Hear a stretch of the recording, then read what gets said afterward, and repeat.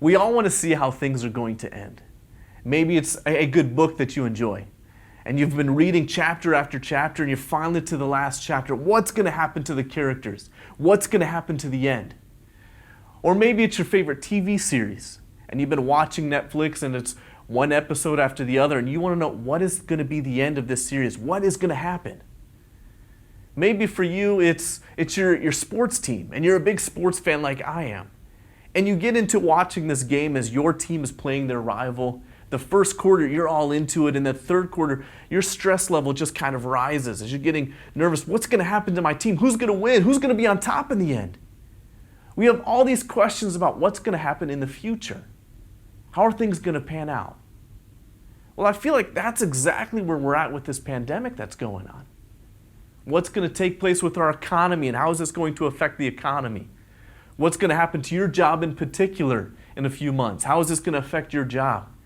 What's going to happen with our kids? How are they going to finish out this school year? We're consumed with all of these different questions. Am I going to get sick? Is my family member going to get sick? And how is this going to affect them?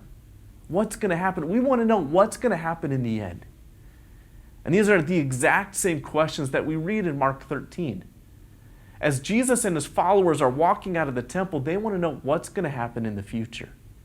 You see, they walk out of the temple and they stop to admire this massive building, and Christ actually says to his followers, there's coming a time when the temple will be destroyed. And it prompts questions from his followers. Well, what's it going to be like? What is the future going to have? What's going to happen? You see, Christ points out as he talks about the end, there's going to be different times of trials, and there's going to be suffering that takes place. There's going to be some people that even take advantage of the situation, and they call themselves messiahs. And they want other people to follow them, and they try to pull people away from Jesus. But in the end, also Christ points out that there's going to be a time when Christ comes full of power, and his followers are going to come with him to the end and live with him for all eternity.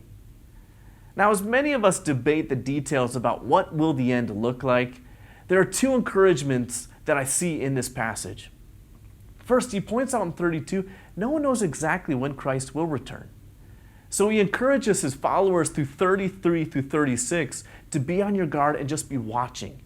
He wants them to be faithful and present, always ready for Christ's return. James Edward, in his commentary, says this, and I love this quote: the premium on discipleship is placed not in predicting the future, but on faithfulness in the present, especially in trials, adversity, and suffering. So in this crazy time of unknown, take it one day at a time.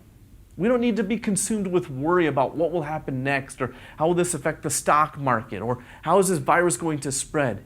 We don't need to be overwhelmed about our jobs and what is this going to look like in 2 or 3 months. We don't need to fear how's this going to affect my kid in the future and be all consumed with that fear. But love and lead them in the midst of this time. Students, we don't need to worry about how is missing this season going to affect me, or how is this missing this school going to hurt my job or hurt my getting into a college. We need to be focused with what we can do today. Be faithful with today.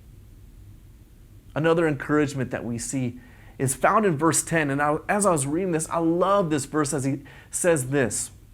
He's talking about the future. He's talking about the suffering that will happen. And he says this, and the gospel must first be proclaimed to all the nations. Let us not miss opportunities to point people to Jesus. God wants us to take advantage of every opportunity to tell people how we had this perfect relationship, but sin broke this perfect relationship with God. But Jesus, because he loved us, came and died for us to take the punishment for the sin that we committed. And he wants us to have this restored relationship with him. Point people back to that truth. There are so many questions that people have in the midst of this crazy time. Let us point people back to the answer, to Jesus. You see, as the middle school pastor, I've had opportunities to talk with our students. And I've heard some of their fears, some of their things that they're nervous about. Afraid for their grandparents, afraid for their parents with this virus, nervous about mom and dad's jobs. And it's opened up opportunities for me to tell them about Jesus. Opened up opportunities for us to see how does the gospel fit for their daily lives. So let us tell people about Jesus. Focus on Jesus. The end of the quarantine, it will come. The end when Christ returns, it will happen, and he will come powerfully and conquer all sin. Let us not be consumed with trying to guess the future, but be faithful in the moment and point people to Jesus.